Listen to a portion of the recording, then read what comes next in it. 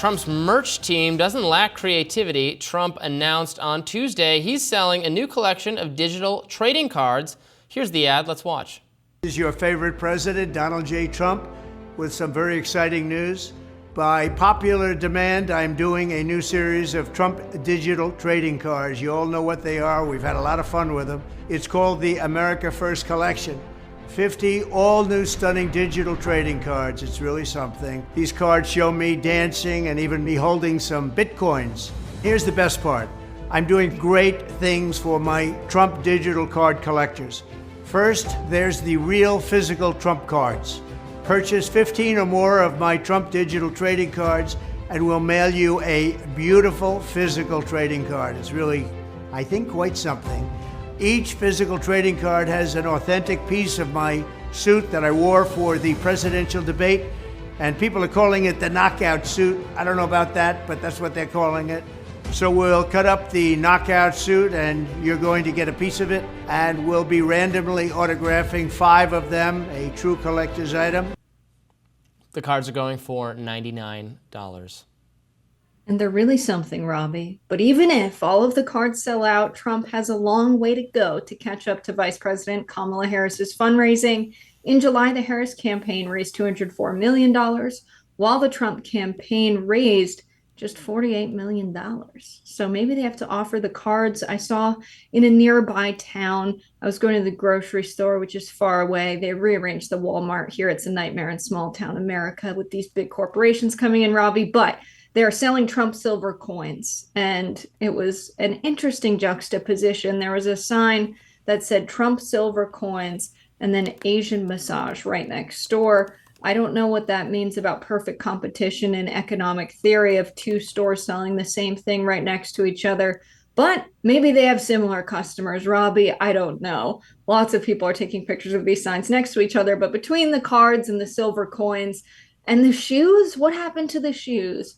The Trump campaign is at least offering something in exchange for your dollar, not just taking the money and, I don't know, using it for lawsuits.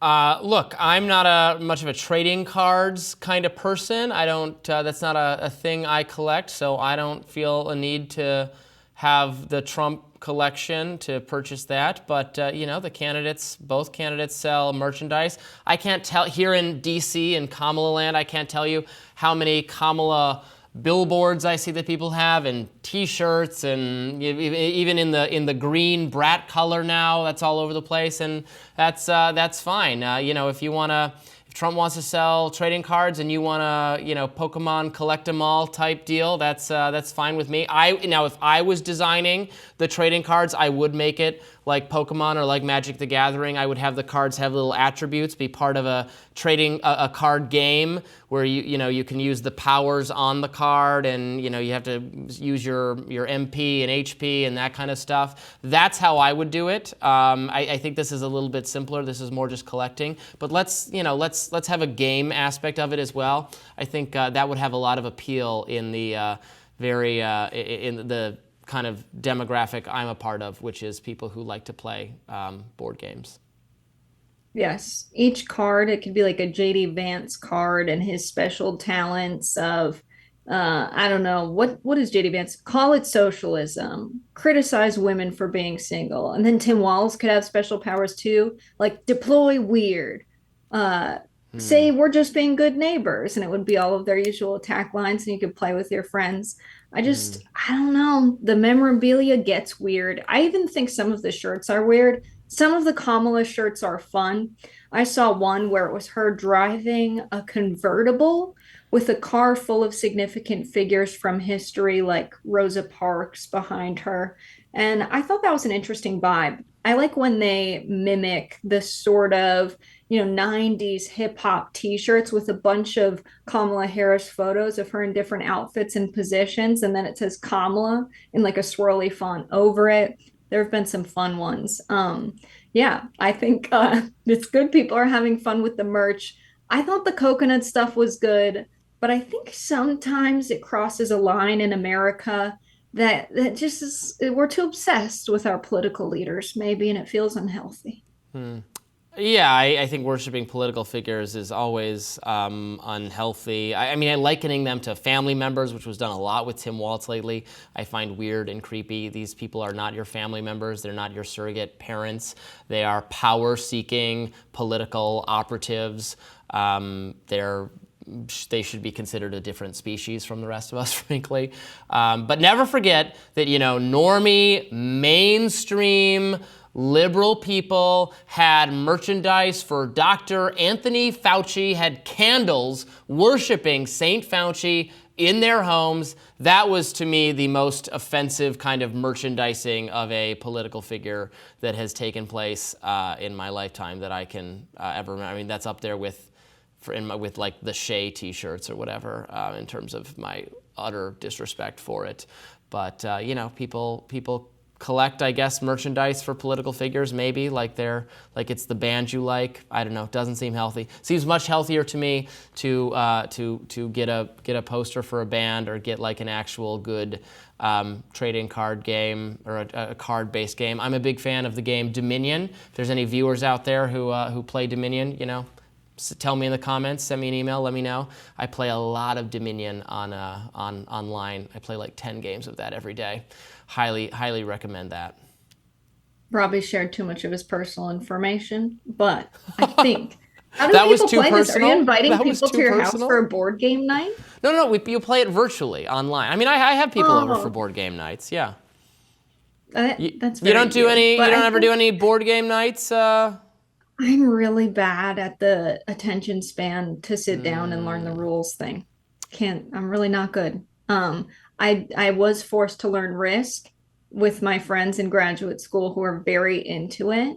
And I was the first to lose because I'm an anti-imperialist, Robbie. It was hard for me to justify making strategic moves in that scenario. My heart just wasn't in it, so I couldn't partake as much. We played a lot of Risk in high school. I would describe Risk as Risk is kind of a starter game. Don't get me wrong. Okay. I've played a lot of it. I've played hundreds, maybe thousands of games of Risk, including all the expansions. I really like the Lord of the Rings one. The trilogy board is a good version of Risk. But Risk involves rolling a lot of dice and generating a lot of random numbers, and is actually not quite as strategic as it first seems. Diplomacy is the superior version of Risk, but I'm more in the I like the European style games, the Settlers of Catan, Dominion, Agricola. Wingspan is a game I've gotten really into recently. There's always something fun to check out at your local board game / Dungeons and Dragons store. Everybody knows that I'm very into that as well. So. Yeah, unfortunately, Robbie, we're graduate students of public policy, so a game like Diplomacy just sounds like homework to us. Risk is the fun one. But I think a lot of these, I want to go back to the cards and the shirts for a second, and then we can talk about gaming. But some people do this ironically. I think the Fauci candle, I know what you're talking about. It's supposed to look like a religious figure, and then they copy paste Fauci's face. We had one for Bernie Sanders. We thought it was funny. It starts off as ironic, but then there are some weird people online who see it and they don't see it as an ironic purchase and they take it seriously. And then there's, of course, the phenomenon of, how often can you do ironic things before that's just your personality now? Very concerning. But I am something of a gamer myself. I always say this. Animal Crossing and Zoo Tycoon, Robbie. Nintendogs, I'm in there. I'm a gamer. We should play Mario Kart sometime. Mario Kart. I like that one. Yeah, that's a good one. I'm not a great driver on Mario Kart. I find it difficult. Do you use the power slide? You gotta use the power slide. Bronco? No one ever taught me that. My sister just liked winning. I never learned. Gotta learn to use the power slide. All right, I think that does it for us today on Rising. Things are getting real silly here, real fast. So we'll wrap up now. Be sure to like, share, and subscribe so you never miss any of our content. And for those of you who like to listen while on the go, we're available anywhere you can find podcasts. And we shall be back tomorrow. Or you can play Dominion with Robbie. Bye, y'all. Indeed.